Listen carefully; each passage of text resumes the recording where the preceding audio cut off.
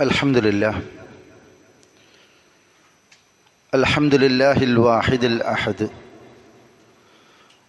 الفرد الصمد الذي لم يلد ولم يولد ولم يكن له كفوا أحد. اللهم صل على محمد وعلى آل محمد كما صليت على إبراهيم وعلى آل إبراهيم إنك حميد مجيد. اللهم بارك على محمد وعلى آل محمد كما باركت على إبراهيم وعلى آل إبراهيم إنك حميد مجيد. أما بعد فإن خير الكلام كلام الله وخير السنن سنن محمد صلى الله عليه وسلم وشر الأمور محدثاتها وكل محدثة بدعة وكل بدعة ضلالة وكل ضلالة في النار. أعوذ بالله من الشيطان الرجيم. يا أيها الذين آمنوا اتقوا الله حق تقاته ولا تموتن إلا وأنتم مسلمون. يا أيها الذين آمنوا اتقوا الله ولتنظر نفس ما قدمت لغد واتقوا الله إن الله خبير بما تعملون. بسم الله الرحمن الرحيم. إنما الله إله واحد سبحانه أن يكون له ولد له ما في السماوات وما في الأرض وكفى بالله وكيلا. اللهم رب اشرح لي صدري ويسر لي أمري واحلل عقدة من لساني يفقه قولي. فيا إخواني والأخوات في الله أوصيكم إياي أولا بتقوى الله. അള്ളാഹുവിൻ്റെ മാർഗത്തിൽ ഞാൻ വളരെയധികം സ്നേഹിക്കുകയും ഇഷ്ടപ്പെടുകയും ചെയ്യുന്ന മുഅ്മിനീങ്ങളായിട്ടുള്ള സഹോദരന്മാരെ, സഹോദരിമാരെ, സുഹൃത്തുക്കളെ, റഹ്മാനായ റബ്ബിൻ്റെ വിധിവിലക്കുകൾ ഇസ്ലാമിക പ്രമാണങ്ങളിൽ നിന്ന് പഠിച്ചു മനസ്സിലാക്കുകയും അതനുസരിച്ച് ജീവിതത്തെ ചിട്ടപ്പെടുത്തണമെന്ന് എന്നെ മറക്കാതെ തന്നെ ഓരോരുത്തരെയും ഞാൻ ഓർമ്മപ്പെടുത്തുകയാണ്. അള്ളാഹു മരണാനന്തര ജീവിതത്തിൽ നാം ഏവരെയും അനുഗ്രഹിക്കുകയും സത്യവിശ്വാസികൾക്കായി ഒരുക്കി വച്ചിരിക്കുന്ന സ്വർഗം നൽകി നാം ഏവരെയും സന്തോഷിപ്പിക്കുമാറാകട്ടെ. സഹോദരങ്ങളെ, ക്രൈസ്തവ ലോകം ക്രിസ്മസ് ആഘോഷിക്കുന്ന തിരക്കിലാണ്. ലോകത്തിൻ്റെ വിവിധ ഭാഗങ്ങളിൽ ക്രിസ്മസ് ആഘോഷത്തിൻ്റെ ഭാഗമായി വീടുകൾ അലങ്കരിക്കുകയും വീടുകളിൽ നക്ഷത്രങ്ങൾ തൂക്കുകയും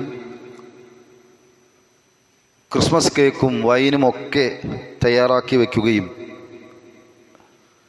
ഇതിനോടകം തന്നെ ആശംസകൾ കൈമാറിക്കൊണ്ടിരിക്കുന്ന ഒരു സമയത്താണ് നമ്മളുള്ളത്. കേരളത്തിൽ ക്രൈസ്തവ സമൂഹത്തിൻ്റെ മതപരമായ ആഘോഷമായ ക്രിസ്മസിനെ ജാതി മതഭേദമന്യേ ഏറ്റെടുത്തിരിക്കുകയാണ്. ക്യാമ്പസുകളിൽ ഇന്നലെ ക്രിസ്മസിൻ്റെ ആഘോഷ ദിവസങ്ങളായിരുന്നു കുട്ടികൾക്കിടയിൽ. ഇന്ന് അധ്യാപകർ ക്രിസ്മസ് ആഘോഷിക്കുകയാണ്. പലപ്പോഴും ഇത്തരം ആഘോഷ വേളകളിൽ ഈ ആഘോഷങ്ങൾ നടക്കുന്ന സ്ഥലത്ത് നമ്മളൊന്ന് കണ്ണോടിച്ചാൽ മുസ്ലിം സമുദായത്തിൽപ്പെട്ട ആണും പെണ്ണും എല്ലാത്തിനും മുൻപന്തിയിൽ നിൽക്കുന്നതായി നമുക്ക് കാണാൻ കഴിയും. ചുവന്ന വസ്ത്രം ധരിച്ചായാലും വെള്ള വസ്ത്രം ധരിച്ചായാലും മുതിർന്നവർ കുട്ടികളൊന്നും ഇല്ലാതെ തന്നെ എല്ലാവരെയും അതിനുവേണ്ടി തയ്യാറാക്കുകയാണ്. ഈ ഒരു ആഘോഷവുമായി സത്യവിശ്വാസികൾ സഹകരിക്കാൻ പാടില്ല എന്ന് അറിയുന്ന കുടുംബത്തിൽ നിന്ന് പോലും യാതൊരുവിധ ഗൗരവവും കൊടുക്കാതെ മുതിർന്നവരും കുട്ടികളും ഒക്കെ ഇത്തരം ആഘോഷങ്ങളിൽ ഏർപ്പെട്ടുകൊണ്ടിരിക്കുകയാണ്. ചിലർ പറയുന്നത് ഇത് തെറ്റാണ്. പക്ഷെ ജനാധിപത്യ വ്യത്യസ്ത മതങ്ങളിൽപ്പെട്ട ആളുകൾ കൂടിക്കലർന്ന് ജീവിക്കുന്ന ഈ രാജ്യത്ത് അത്തരം ആഘോഷങ്ങളോടൊന്ന് കൂടിക്കൊടുത്താൽ എന്താ കുഴപ്പം? അത്രയൊക്കെ വേണോ കടുംപിടുത്തം? ഇപ്പോൾ തന്നെ ഇസ്ലാമിനെതിരെ ആളുകൾ സംസാരിച്ചു കൊണ്ടിരിക്കുന്നു, എഴുതിക്കൊണ്ടിരിക്കുന്നു. മുസ്ലിങ്ങൾ ഒറ്റപ്പെട്ടുകൊണ്ടിരിക്കുകയാണ്. അപ്പോൾ മുസ്ലിങ്ങളെ സപ്പോർട്ട് ചെയ്യുന്നവർ വരെ പിൻവലിഞ്ഞു പോകാൻ സാധ്യതയുണ്ട്. അതുകൊണ്ട് ഇത്തരം കടുംപിടുത്തങ്ങളൊന്നും ആവശ്യമില്ല എന്ന് പറയുന്ന ആളുകളുമുണ്ട്. എന്നാൽ നാം മനസ്സിലാക്കേണ്ടത് എന്താണ് ക്രിസ്മസ്? ഡിസംബർ മാസത്തിലെ ഒരു പ്രത്യേകമായ ദിവസം തിരഞ്ഞെടുത്ത് ക്രിസ്മസ് ആഘോഷിക്കാൻ എന്തെങ്കിലും തെളിവുണ്ടോ? അതാണ് നമ്മൾ ആദ്യം നോക്കുന്നത്. ക്രൈസ്തവ സമൂഹത്തിന്റെ മതപരമായ ഒരു ആഘോഷമാണല്ലോ. ക്രൈസ്തവരുടെ പ്രമാണങ്ങളിലേക്ക് തന്നെ നമുക്ക് തിരിയാം. അവർക്കിടയിൽ തന്നെ യേശു ക്രിസ്തു എന്നാണ് ജനിച്ച എന്ന വിഷയത്തിൽ അഭിപ്രായ വ്യത്യാസമുണ്ട്. ബൈബിളിൽ ഒരു സംഭവം നമുക്ക് കാണാം. യേശുവിൻ്റെ ജനനം ബത്ലഹേമിലെ ആടിനെ മേയ്ക്കുന്നവർ അവരുടെ ജോലിക്കിടെ അറിഞ്ഞു എന്ന ഒരു പരാമർശമുണ്ട്. ആ പരാമർശം ശരിയാണ് എന്ന് തന്നെ വിശ്വസിച്ചുകൊണ്ട് അതിൻ്റെ പിന്നാലെ നമുക്ക് പോയാൽ ഡിസംബർ മാസത്തിലല്ല ജനനം എന്ന് ഉറപ്പിക്കാൻ നമുക്ക് കഴിയും. കാരണം ബത്ലഹേമിൽ ഡിസംബർ മുതൽ മാർച്ച് പകുതി വരെയുള്ള സമയങ്ങൾ കൊടും ശൈത്യത്തിൻ്റെ സമയമാണ്. കൊടും ശൈത്യമുള്ളപ്പോൾ ഒരിക്കലും ബത്ലഹേമിലെ വയലുകളിൽ ആടിനെ മേയ്ക്കുവാൻ വേണ്ടി ആട്ടിടയന്മാർ ഇറങ്ങാറില്ല. ആടുകളൊക്കെ അതിൻ്റെ പാർപ്പിടത്തിലായിരിക്കും. പിന്നെ യേശുവിൻ്റെ ജനനം ആടിനെ മേയ്ക്കുന്നതിനിടയിൽ ആട്ടിടയന്മാർ എങ്ങനെയാണ് അറിയുന്നത്? അപ്പോൾ അത് ഡിസംബർ മാസമല്ല എന്ന് നമുക്ക് മനസ്സിലാക്കാൻ കഴിയും. നോക്കൂ, നമ്മളുടെ മതനിയമങ്ങളുള്ളത് വിശുദ്ധ ഖുർആനിലാണല്ലോ. മുസ്ലിങ്ങളുടെ ക്രിസ്ത്യാനികൾ യേശു ക്രിസ്തു എന്ന് വിളിക്കുന്ന മുസ്ലിങ്ങളുടെ മഹാനായ ഈസാ നബി അലൈഹി സ്വലാത്തു വസ്സലാം അദ്ദേഹത്തിൻ്റെ ജനനവുമായി ബന്ധപ്പെട്ട സംഭവങ്ങൾ വിവരിക്കുന്ന വേളയിൽ വിശുദ്ധ ഖുർആൻ 19-ാമത്തെ അധ്യായം സൂറ മറിയമിലെ 25-ാമത്തെ വചനത്തിൽ മറിയം ബീവിയോട് പറയുന്നൊരു കാര്യമുണ്ട്.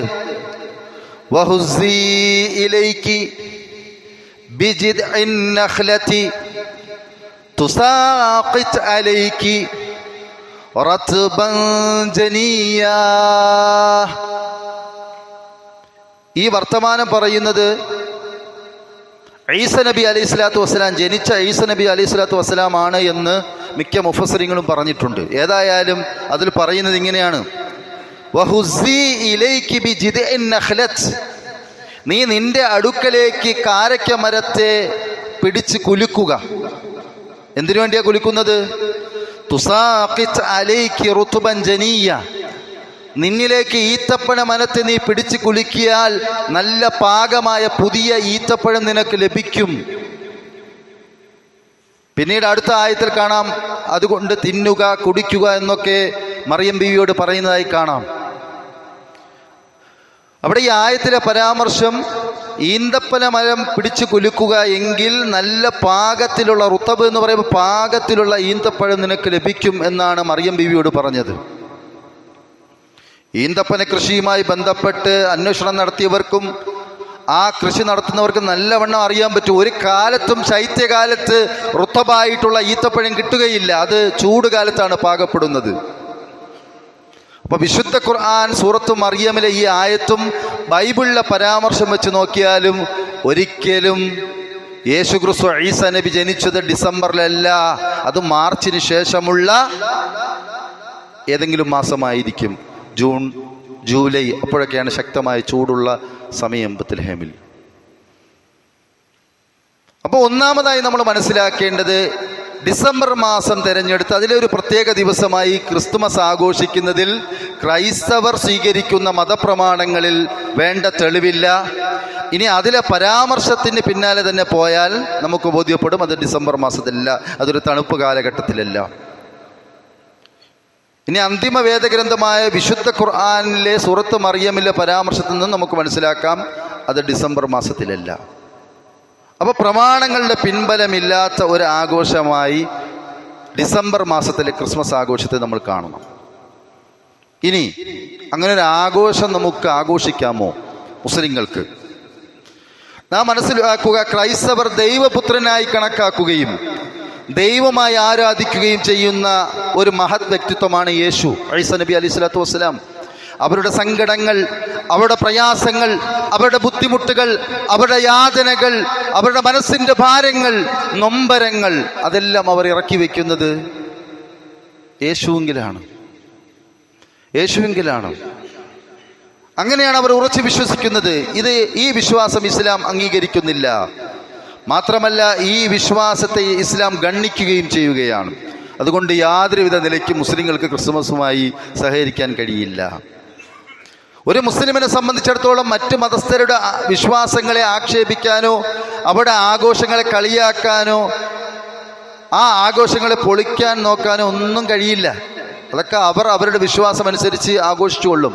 പക്ഷെ നമ്മൾ അതിൽ നിന്ന് വിട്ടു നിൽക്കുകയും അവരുമായി ഏറ്റവും നല്ല ബന്ധത്തിൽ സഹകരിച്ച് മുന്നോട്ട് പോകേണ്ടതായിട്ടുണ്ട്. ഒരു കാരണവശാലും ഒരു മുസ്ലിമിനെ സംബന്ധിച്ചിടത്തോളം ക്രിസ്മസ് ആഘോഷവുമായി സഹകരിക്കാൻ കഴിയില്ല. വിശുദ്ധ ഖുർആൻ ഈസ നബി അലൈഹി സ്വലാത്തു വസ്സലാം എന്ന് പറഞ്ഞ മഹാനായ പ്രവാചകൻ അള്ളാഹുവിൻ്റെ അടിമയാണ്, അള്ളാഹുവിൻ്റെ സന്താനമല്ല. ഒരിക്കൽ അള്ളാഹുവിനൊരു സന്താനത്തെ സ്വീകരിക്കാൻ കഴിയില്ല.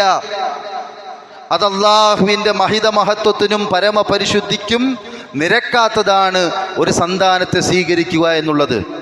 ഞാൻ ആമുഖമായി ഓതി വെച്ചത് 4-ാം അധ്യായം സൂറത്ത് നിസായിലെ 171-ാമത്തെ ആയത്താണ്. ആ ആയത്തിൽ കൃത്യമായി പറയുന്നുണ്ട്, ഇന്നമല്ലാഹു ഇലാഹും വാഹിദ്, അള്ളാഹു നിശ്ചയമായും ഏക ആരാധ്യൻ മാത്രമാകുന്നു. അടിമകളായ മനുഷ്യനെ സംബന്ധിച്ചിടത്തോളം അള്ളാഹു ആ അടിമകളുടെ ഏക ആരാധ്യൻ മാത്രമാകുന്നു. സുബ്ഹാനഹു, അവൻ എത്ര പരിശുദ്ധനാണ്. അയ്യകൂന ലഹു വലദുല്ലഹ്, തനിക്കൊരു സന്താനമുണ്ടായിരിക്കുക എന്നതിൽ നിന്ന് അവൻ പരിശുദ്ധനാണ്. ഒരിക്കലും അവന് സന്താനമുണ്ടാവുകയില്ല. ലഹു മാ ഫിസ് സമാവാതി വമാ ഫിൽ അർദ്, ആകാശഭൂമികളിലുള്ളത് അള്ളാഹുവിനുള്ളതാകുന്നു. വകഫാ ബില്ലാഹി വകീല, കൈകാര്യകർത്താവായി അള്ളാഹു തന്നെ മതി. അപ്പം ആകാശങ്ങളിലും ഭൂമിയിലും ഉള്ളത് അള്ളാഹുവിൻ്റെ ഉടമസ്ഥതയിലുള്ളതാണ്. ഒരിക്കലും അള്ളാഹുവിന് ഒരു സന്താനമുണ്ടാവുകയില്ല, ഉണ്ടാകാൻ പാടില്ല. അത് അള്ളാഹുവിൻ്റെ മഹത്വത്തിനും പരമപരിശുദ്ധിക്കും കോട്ടം വരുത്തുന്നതാണ്. അതുകൊണ്ട് സന്താനത്തെ സ്വീകരിക്കുകയില്ല. എന്താ സൂറത്ത് ഇഖ്ലാസിലൂടെ നമ്മൾ നിത്യേന പറഞ്ഞുകൊണ്ടിരിക്കുന്ന ലം യലിദ് വലം യൂലദ്, അവൻ ആരെയും ജനിപ്പിച്ചിട്ടില്ല, അള്ളാഹു ആരെയും ജനിപ്പിച്ചിട്ടില്ല, അവൻ ആരുടെയും സന്താനമായി ജനിച്ചിട്ടില്ല, ഒരു പിതാവുമല്ല, ആരുടെയും പുത്രനായിട്ടും ജനിച്ചിട്ടുമില്ല. വലം യകുൽ ലഹു കുഫുവൻ അഹദ്, അവന് തുല്യനായി യാതൊരുവനും ഇല്ല താനും. സൂറത്ത് ഇഖ്ലാസിലൂടെ നമ്മൾ നിത്യേന പറയുന്നതാണ്. ഇങ്ങനെ പറയുന്ന ഒരാൾക്ക് അള്ളാഹുവിനൊരു പുത്രൻ ജനിച്ചുവെന്നും ആ പുത്രന്റെ ജന്മദിനം ആഘോഷിക്കുമ്പോൾ മനസ്സുകൊണ്ട്, സാന്നിധ്യം കൊണ്ട്, ഒരാശംസ കൈമാറ്റം കൊണ്ട് എങ്ങനെ സഹകരിക്കാൻ കഴിയും? ആലോചിച്ച് നോക്കണം. കേവലം നാട്ടിൽ നടക്കുന്ന ഒരു ആഘോഷമല്ല, കേവലം കലാലയങ്ങളിൽ നടക്കുന്ന ഒരു ആഘോഷം എന്ന നിലയിലല്ല കാണേണ്ടത്. മറിച്ച് അള്ളാഹുവിൻ്റെ പരമപരിശുദ്ധിക്ക് കോട്ടം വരുത്തുന്ന വർത്തമാനങ്ങളാണ് കഴിഞ്ഞ ദിവസങ്ങളിലും ഇന്നും നാളെയും ക്രൈസ്തവ ലോകം പറഞ്ഞുകൊണ്ടിരിക്കുന്നത്. ഒരാശംസ കൊണ്ട് പോലും നമുക്കതുമായി സഹകരിക്കാൻ കഴിയില്ല. മാത്രമല്ല, അള്ളാഹുവിനൊരു സന്താനമുണ്ട് എന്ന ക്രൈസ്തവരുടെ വാദത്തെ കൂടി മുനയൊടിക്കുന്നതിന് വേണ്ടിയാണ്, ആ വാദത്തെ കൂടി എതിർക്കുന്നതിന് വേണ്ടിയാണ്, അത്തരക്കാർക്ക് താക്കീത് ചെയ്യുന്നതിന് കൂടിയാണ് ഖുർആനിൻ്റെ അവതരണം എന്ന് ഖുർആൻ തന്നെ പറയുകയാണ്. അള്ളാഹു ഖുർആൻ ഇറക്കിയപ്പോൾ നല്ലൊരു ഭാഗം ക്രൈസ്തവർക്കുള്ള മറുപടി ഉണ്ട്. അതിൽ സൂറത്ത് കഹ്ഫിൽ കാണാം, വയുൻദിറല്ലദീന ഖാലു ഇത്തഖദല്ലാഹു വലദാ വയുൻദിറല്ലദീന ഖാലു, ഇപ്രകാരം പറഞ്ഞവർക്കും താക്കീത് നൽകുവാൻ വേണ്ടി. എപ്രകാരം പറഞ്ഞത്? ഇത്തഖദല്ലാഹു വലദാ, അള്ളാഹു ഒരു സന്താനത്തെ സ്വീകരിച്ചു എന്ന് പറയുന്നവർക്ക് കൂടി താക്കീത് ചെയ്യുവാൻ വേണ്ടിയാണ് ഖുർആൻ ഇറങ്ങിയത്. അപ്പൊ അള്ളാഹു ഒരു സന്താനത്തെ സ്വീകരിച്ചു എന്ന് പറയുന്നവർക്ക് താക്കീത് ചെയ്യുവാനാണ് ഖുർആൻ ഇറങ്ങിയത്. ആ ഖുർആൻ താക്കീത് ചെയ്യുന്നു. അപ്പോൾ ആ സന്താനമുണ്ടെന്നും ആ സന്താനത്തിൻ്റെ ജന്മദിനം ആഘോഷിക്കണമെന്നു പറയുന്നവരുമായി നമുക്ക് ഏതു രീതിയിലാണ് സഹകരിക്കാൻ കഴിയുന്നത്? പ്രിയമുള്ള സഹോദരന്മാരെ, നമ്മൾ ആലോചിച്ച് നോക്കണം. മറ്റൊരു ഹദീസിൽ ഇതിൻ്റെ ഗൗരവം കൂടുതൽ നമുക്ക് മനസ്സിലാക്കാൻ കഴിയും. അൻ ഇബ്നു അബ്ബാസ് റളിയല്ലാഹു അൻഹുമാ, ഇബ്നു അബ്ബാസ് റളിയല്ലാഹു അൻഹുമാ നിവേദനം ചെയ്യുന്ന ഹദീസാണ്. അനിൻ നബി സല്ലല്ലാഹു അലൈഹി വസല്ലം, നബി സല്ലല്ലാഹു അലൈഹി വസല്ലമയെ തൊട്ട് ഖാല, നബി സല്ലല്ലാഹു അലൈഹി വസല്ലം പറയുകയാണ്, ഖാല അല്ലാഹു തആല പറയുന്നു, അല്ലാഹു തആല പറയുന്നു എന്ന് പറഞ്ഞുകൊണ്ട് നബി സല്ലല്ലാഹു അലൈഹി വസല്ലം പറയുകയാണ്, അല്ലാഹ് പറയുന്നു, കദ്ദബനി ഇബ്നു ആദം, ആദമിൻ്റെ പുത്രൻ എന്നെ കളവാക്കിയിരിക്കുന്നു. വലം യകുൽ ലഹു ദാലിക, അവന് അത് ഒരിക്കലും പാടില്ലാത്തതായിരുന്നു. വശതമനി, ആദമിൻ്റെ പുത്രനിതാ എന്നെ എന്ത് ചെയ്തിരിക്കുന്നു? എന്നെ പൊഴിവാക്കുകൾ പറഞ്ഞിരിക്കുന്നു, എന്നെക്കുറിച്ച് പഴി പറഞ്ഞിരിക്കുന്നു. വലം യകുൽ ലഹു ദാലിക, അവന് അതും പാടില്ലാത്തതായിരുന്നു. അപ്പോൾ ആദമിൻ്റെ സന്തതി എന്നെക്കുറിച്ച് കളവ് പറഞ്ഞിരിക്കുന്നു, അതവന് പാടില്ലാത്തതായിരുന്നു. അതോടൊപ്പം തന്നെ ആദമിൻ്റെ സന്തതി എന്നെക്കുറിച്ച് പഴിയും പറഞ്ഞിരിക്കുന്നു. എന്നിട്ട് വീണ്ടും അല്ലാഹു തആല പറയുന്നു, ഫഅമ്മാ തക്ദീബുഹു ഇയായ ഫസഅമ അന്നി ലാ അഖ്ദിറു അൻ ഉഈദഹു കമാ കാന, എന്നെക്കുറിച്ച് ആദമിൻ്റെ സന്തതി കളവ് പറഞ്ഞു എന്ന് പറയുന്നത് ഒരിക്കൽ അവനെ സൃഷ്ടിച്ചതുപോലെ മരണശേഷം വീണ്ടും അവനെ സൃഷ്ടിക്കപ്പെടുകയില്ല എന്ന് അവൻ ഉറച്ച് വിശ്വസിക്കുന്നു, പറയുന്നു. അതാണ് എന്നെക്കുറിച്ച് കളവ് പറഞ്ഞു എന്നത് അതിൽ ഉൾക്കൊള്ളുന്നു. പിന്നീട് അല്ലാഹു പറയുന്നു, ഖൗലുഹു ലീ വലദുൻ വ അമ്മാ ശതമുഹു ഇയായ, എന്നെക്കുറിച്ച് പഴി പറഞ്ഞത് ഫഖൗലുഹു ലീ വലദുൻ, അവൻ്റെ വായിലൂടെ പുറത്തു വരുന്നതാണ്, എനിക്ക് സന്താനമുണ്ട് എന്ന് പറയുന്നതാണ്. അപ്പം എനിക്ക് സന്താനമുണ്ട് എന്ന് ആദമിൻ്റെ സന്തതി പറയുന്നതാണ് എന്നെക്കുറിച്ച് പഴി പറയുന്നത്. ഇനി എന്നെക്കുറിച്ച് കളവ് പറയുന്നത് എന്താ? ഒരിക്കൽ സൃഷ്ടിച്ചതുപോലെ പിന്നെയും പുനഃസൃഷ്ടിക്കുകയില്ല എന്ന് മനുഷ്യൻ പറഞ്ഞുകൊണ്ടിരിക്കുന്നതാണ് എന്ന് അല്ലാഹു തആല പറയുകയാണ്. എന്നിട്ട് അവസാനിപ്പിക്കുന്നത് ഇങ്ങനെയാണ് ഹദീസ്, ഫസുബ്ഹാനി അൻ അത്തഖിദ സാഹിബതൻ ഔ വലദൻ, ഒരു ഇണയെയോ ഒരു സന്താനത്തെയോ സ്വീകരിക്കുന്നതിൽ നിന്ന് ഞാൻ മഹാപരിശുദ്ധനുമത്രേ. അള്ളാഹു ഒരു ഇണയും സ്വീകരിച്ചിട്ടില്ല, സന്താനത്തെയും സ്വീകരിച്ചിട്ടില്ല. പക്ഷേ അതാണ് ക്രൈസ്തവർ എന്ത് ചെയ്യുന്നത്? അവർ പറഞ്ഞുകൊണ്ടിരിക്കുന്നത് എന്ന് പ്രിയമുള്ള സഹോദരന്മാരെ നമ്മൾ മനസ്സിലാക്കുക. ഇത് ഗൗരവപ്പെട്ട കാര്യമാണ്, ഇത് ഗൗരവപ്പെട്ട കാര്യമാണ്. അതുകൊണ്ട് വിശ്വാസിയെ സംബന്ധിച്ചിടത്തോളം അവനൊരു ഐഡന്റിറ്റി ഉണ്ട്, അവന് ആഘോഷം പരിശുദ്ധ പ്രവാചകൻ സല്ലല്ലാഹു അലൈഹി വസല്ലം നിശ്ചയിച്ചു തന്നിട്ടുണ്ട്. അവൻ്റെ ആഘോഷം നിശ്ചയിച്ചു തന്നിട്ട് ജാഹിലിയത്തിലുള്ള ആഘോഷങ്ങളെ എടുത്തു പറഞ്ഞതിനു ശേഷം നബി സല്ലല്ലാഹു അലൈഹി വസല്ലം സ്വഹാബത്തിനോടായി പറയുകയാണ്, നിങ്ങൾക്ക് രണ്ട് ഈദാണുള്ളത്, ഈദുൽ ഫിത്റും ഈദുൽ അദ്ഹയും. അത് നിങ്ങൾക്ക് സന്തോഷിക്കുവാനും തിന്നുവാനും കുടിക്കുവാനും ആനന്ദിക്കുവാനുമായി നിങ്ങൾക്ക് നൽകിയിരിക്കുന്നു എന്ന് പറയുന്നത് ഇസ്ലാമിക സമൂഹത്തിന് രണ്ട് ആഘോഷങ്ങൾ നൽകുക മാത്രമല്ല, ജാഹിലിയത്തിൽ ഉണ്ടായിരുന്ന ആഘോഷങ്ങളെ എടുത്തു പറഞ്ഞതിന് ശേഷമാണ് പറഞ്ഞത് അതിൻ്റെ പിന്നാലെയല്ല നിങ്ങൾ പോകേണ്ടത്, നിങ്ങളുടെ ആഘോഷം ഇത് രണ്ടുമാകുന്നു. എന്നാൽ ജീവിതം എങ്ങനെ ആഘോഷമാക്കി തീർക്കാം, രാവും പകലും എങ്ങനെ ആഘോഷമാക്കി തീർക്കാം എന്ന പുതുതലമുറയുടെ മനസ്സിൻ്റെ ഒരു വെമ്പലാണ് ഏതാഘോഷമായാലും കുഴപ്പമില്ല, അത് ഏറ്റെടുത്ത് നന്നാക്കി ചെയ്യണം എന്നുള്ളത്. അതുകൊണ്ട് ഡിസംബർ മാസത്തിലെ ക്രിസ്മസ് ആഘോഷം അതൊക്കെ യേശുക്രിസ്തുവിൻ്റെ ജീവിത കാലഘട്ടത്തിന് ഒരുപാട് വർഷങ്ങൾക്ക് പിന്നീട് അത് കൊണ്ടുവന്നതാണ് എന്നത് നമുക്ക് മനസ്സിലാക്കാൻ കഴിയും. നബിദിനത്തിനെ കുറിച്ച് നമ്മൾ എങ്ങനെ ചർച്ച ചെയ്യുന്നു അതുപോലെ തന്നെയാണ്. ഇനി അങ്ങനെ ഒരു ആഘോഷമുണ്ടെങ്കിൽ തന്നെ അതുമായി ബന്ധപ്പെട്ട് മുസ്ലിങ്ങൾക്ക് സഹകരിക്കാൻ കഴിയില്ല എന്ന ഗൗരവപൂർണമായ കാര്യം പ്രിയമുള്ളവരെ നമ്മൾ മനസ്സിലാക്കുക. ഒരു ഹദീസിൽ കാണാം, അൻ അംർ ബിൻ ഷുഐബ് അൻ അബീഹി, അംർ ബിൻ ഷുഐബ് അദ്ദേഹത്തിൻ്റെ പിതാവിനെ തൊട്ട് നിവേദനം ചെയ്യുകയാണ്. നബി സല്ലല്ലാഹു അലൈഹി വസല്ലം പറയുന്നു, ലൈസ മിന്നാ മൻ തശബ്ബഹ ബിഗൈരിനാ. നബി സല്ലല്ലാഹു അലൈഹി വസല്ലം പറയുന്നു, ലൈസ മിന്നാ, നമ്മിൽപ്പെട്ടവനല്ല, മൻ തശബ്ബഹ ബിഗൈരിനാ, നമ്മെ അല്ലാത്തവരെ അനുകരിച്ചവർ നമ്മിൽപ്പെട്ടവനല്ല. ആഘോഷത്തിൻ്റെ പേരിൽ, ആചാരത്തിൻ്റെ പേരിൽ നബി സല്ലല്ലാഹു അലൈഹി വസല്ലമയെയും ഇസ്ലാമിനെയും അനുകരിക്കുന്നതിന് പകരം മറ്റുള്ളവരെ അനുകരിച്ചവൻ നമ്മിൽപ്പെട്ടവനല്ല എന്ന് നബി സല്ലല്ലാഹു അലൈഹി വസല്ലം ഇമാം തിർമിദി റിപ്പോർട്ട് ചെയ്ത ഹദീസാണ്, സ്വഹീഹായ ഹദീസാണ്. ആ ഹദീസിലൂടെ പറയുകയാണ്, നമ്മെ അനുകരിച്ചവൻ നമ്മിൽപ്പെട്ടവൻ, നമ്മെ അനുകരിക്കാത്തവൻ നമ്മിൽപ്പെട്ടവനല്ല.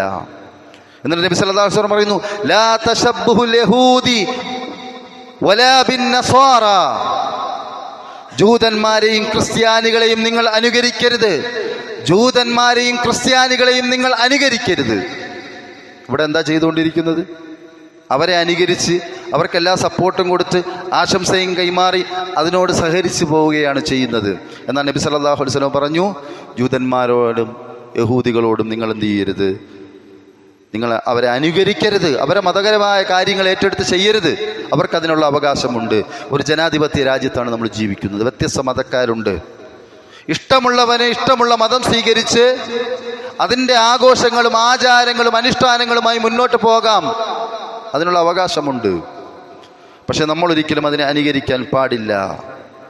എന്നാൽ നബി സല്ലല്ലാഹു അലൈഹി വസല്ലം പറയുന്നു, ഫഇന്ന തസ്ലീമൽ യഹൂദി അൽ ഇശാറത്തു ബിൽ അസാബിഇ, എന്തെന്നാൽ ജൂതന്മാരുടെ അഭിവാദനം വിരലുകൾ ഇളക്കിക്കൊണ്ടുള്ള ആംഗ്യം കാണിക്കലാണ്.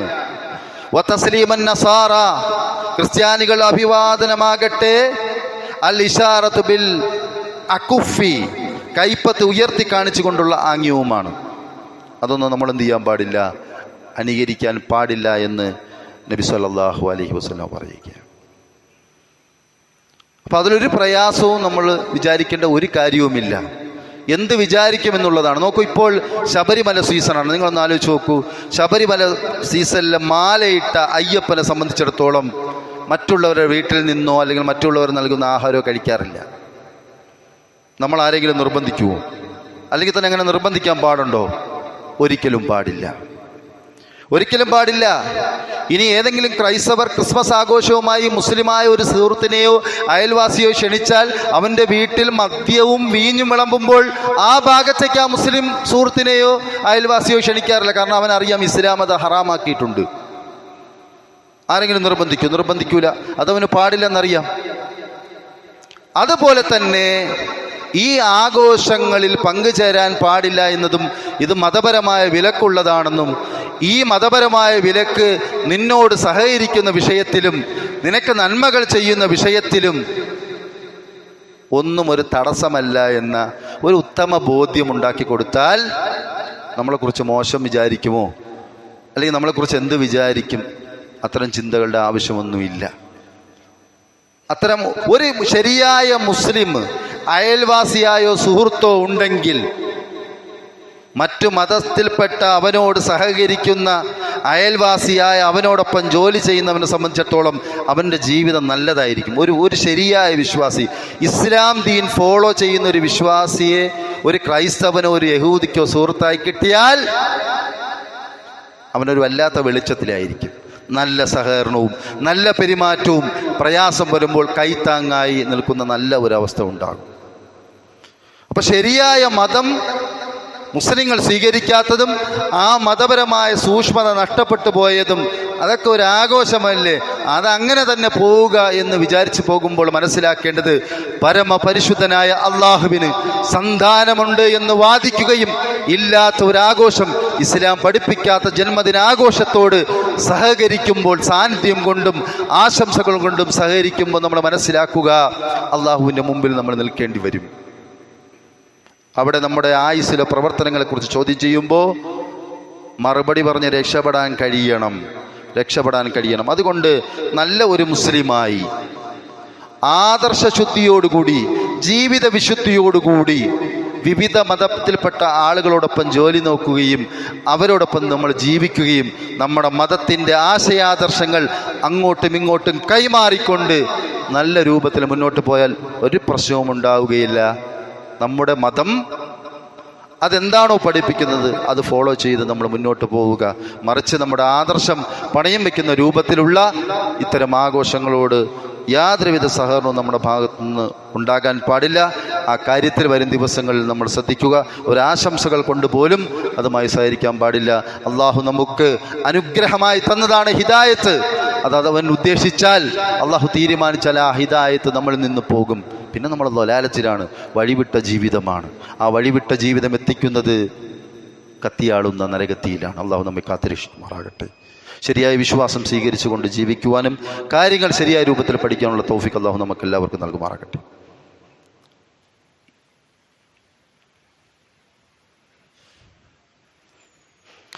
ബിസ്മില്ലാഹിൽ അൽഹംദുലില്ലാഹ് വസ്സലാത്തു വസ്സലാമു അലാ റസൂലില്ലാഹ് വഅലാ ആലിഹി വസഹ്ബിഹി അജ്മഈൻ. അമ്മാ ബഅദ്. ഇത്തഖുല്ലാഹ യാ ഇബാദല്ലാഹ്. റഹ്മാനായ റബ്ബിനെ സൂക്ഷിച്ച് ജീവിക്കണമെന്ന് ഒരിക്കൽ കൂടി ഓരോരുത്തരെയും ഞാൻ ഉണർത്തുകയാണ്. അല്ലാഹു സുബ്ഹാനഹു വ തആല ശരിയായ ഈമാനിലായിക്കൊണ്ട് മലക്കുകൾ വന്ന് വിളിക്കുമ്പോൾ സന്തോഷത്തോടു കൂടി ഈ ലോകത്തു നിന്ന് വിട പറയാനുള്ള തൗഫീഖ് നമുക്ക് എല്ലാവർക്കും നൽകുമാറാകട്ടെ. ക്രിസ്മസ് ആഘോഷവും അത്തരം ആഘോഷങ്ങളുള്ള മുസ്ലിങ്ങളുടെ നിലപാട് എന്തായിരിക്കണം എന്നതാണ് നമ്മൾ ചർച്ച ചെയ്തത്. ഈ വിഷയങ്ങൾ കേൾക്കുമ്പോൾ അത് അതിൻ്റെ ശരിയായ കോണ്ടസ്റ്റിൽ തന്നെ നമ്മൾ മനസ്സിലാക്കണം. തെറ്റിദ്ധരിക്കാൻ പാടില്ല, ഒരിക്കലും തെറ്റിദ്ധരിക്കാൻ പാടില്ല. ഇത് പറയുന്നത് ക്രൈസ്തവരുടെ വീട്ടിൽ പോകാൻ പാടില്ലെന്നോ, അവിടെ നിന്ന് ഭക്ഷണം കഴിക്കാൻ പാടില്ലെന്നോ, അവരുമായിട്ട് സഹകരിക്കാൻ പാടില്ലെന്നോ, അവരെ സഹായിക്കാൻ പാടില്ല എന്നൊന്നുമല്ല. അതെല്ലാം ആവശ്യമാണ്. നബി സല്ലല്ലാഹു അലൈഹി വസല്ലമയുടെയും സ്വഹാബത്തിൻ്റെയും ജീവിതം പരിശോധിക്കുമ്പോൾ നമുക്കത് ബോധ്യമാകും മറ്റുള്ള മതസ്ഥരുമായി എങ്ങനെയാണ് ബന്ധപ്പെട്ട് പോയതെന്ന്. അപ്പോൾ ഒരിക്കലും അതല്ല പറയുന്നത്, മറിച്ച് നമ്മുടെ ആദർശം അങ്ങോട്ടും ഇങ്ങോട്ടും കൈമാറുന്ന ഒരവസ്ഥ ഒരിക്കലും ഉണ്ടാകാൻ പാടില്ല. അങ്ങനെ ഒരു ചെറിയ സമയത്ത് പോലും പാടില്ല. ഒരു ചെറിയ സമയത്ത് ആദർശം കൈമാറേണ്ട ചെറിയൊരു സഹകരണം എന്ന് നബി സല്ലല്ലാഹു അലൈഹി വസല്ലമയോട് പറഞ്ഞപ്പോഴാണ് സൂറത്തുൽ കാഫിറൂനിലെ ആയത്ത്. എന്താ ആയത്ത്? ലക്കും ദീനുക്കും വലിയ ദീൻ. നിങ്ങൾക്ക് നിങ്ങളുടെ ദീൻ, എനിക്ക് എൻ്റെ മതം. എനിക്ക് എൻ്റെ മതമാണ് വലുത്. എൻ്റെ മതം അത് സ്വർഗത്തിലെത്താൻ എന്നെ സഹായിക്കുന്നതാണ്. അത് അള്ളാഹു അവൻ്റെ ഔദാര്യമായി തന്നതാണ്. ആ മതത്തിൽ നിന്ന് തെറ്റിപ്പോകുന്ന ഒരു സംസാരം, ഒരു പ്രവർത്തനം, ഒരാശംസാ കൈമാറ്റം എൻ്റെ ഭാഗത്ത് നിന്നില്ല എന്ന് തന്നെ നമ്മൾ മനസ്സിലാക്കണം. ബാക്കി എല്ലാ രൂപത്തിലും രോഗിയാകുമ്പോൾ ക്രൈസ്തവനെന്നോ ജൂതനെന്നോ മറ്റു മതമൊന്നും ഹൈന്ദവനെന്നോ ഒന്നും നോക്കാതെ സന്ദർശിക്കുകയും എല്ലാ സഹായം ചെയ്ത് ആ രൂപത്തിൽ തന്നെ നമ്മൾ മുന്നോട്ട് പോകണം. ആ ഒരു ബന്ധത്തിൽ തന്നെ നമ്മൾ മുന്നോട്ട് പോകണം. എല്ലാവിധത്തിലുമുള്ള സഹായങ്ങൾ, സമ്മാനങ്ങളൊക്കെ നമുക്ക് നൽകണം. ഇസ്ലാം എന്തെല്ലാം മറ്റു മതസ്ഥർക്ക് നൽകാമെന്ന് പറഞ്ഞു അതെല്ലാം നൽകി ഏറ്റവും നല്ല രൂപത്തിൽ ഇന്ത്യ മഹാരാജ്യത്ത് ഒരു മാനവ സൗഹാർദ്ദത്തിൻ്റെ ആവശ്യമുണ്ട്. ജനാധിപത്യത്തിൽ വിശ്വസിക്കുന്ന മതേതരത്വം കാത്തു സൂക്ഷിക്കുന്ന ആളുകൾ തമ്മിൽ ഒരുമിച്ച് സഹകരിച്ച് പോകേണ്ടതിൻ്റെ ഒരു ആവശ്യകത ഇന്ത്യ മഹാരാജ്യത്ത് ഉണ്ട്. അതുകൊണ്ട് തന്നെ ആ കാര്യങ്ങൾ ശ്രദ്ധിച്ച് നമ്മൾക്ക് മുന്നോട്ട് പോകാൻ കഴിയണം.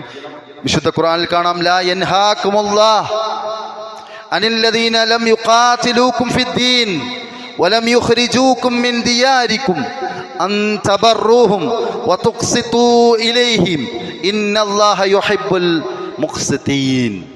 മതകാര്യങ്ങളിൽ നിങ്ങളോട് യുദ്ധം ചെയ്യാതിരിക്കുകയും നിങ്ങളുടെ വീടുകളിൽ നിന്ന് നിങ്ങളെ പുറത്താക്കാതിരിക്കുകയും ചെയ്യുന്നവരെ സംബന്ധിച്ചിടത്തോളം നിങ്ങൾ അവർക്ക് നന്മ ചെയ്യുന്നതും നിങ്ങൾ അവരോട് നീതി കാണിക്കുന്നതും അള്ളാഹു നിങ്ങളോട് വിരോധിച്ചിട്ടില്ല.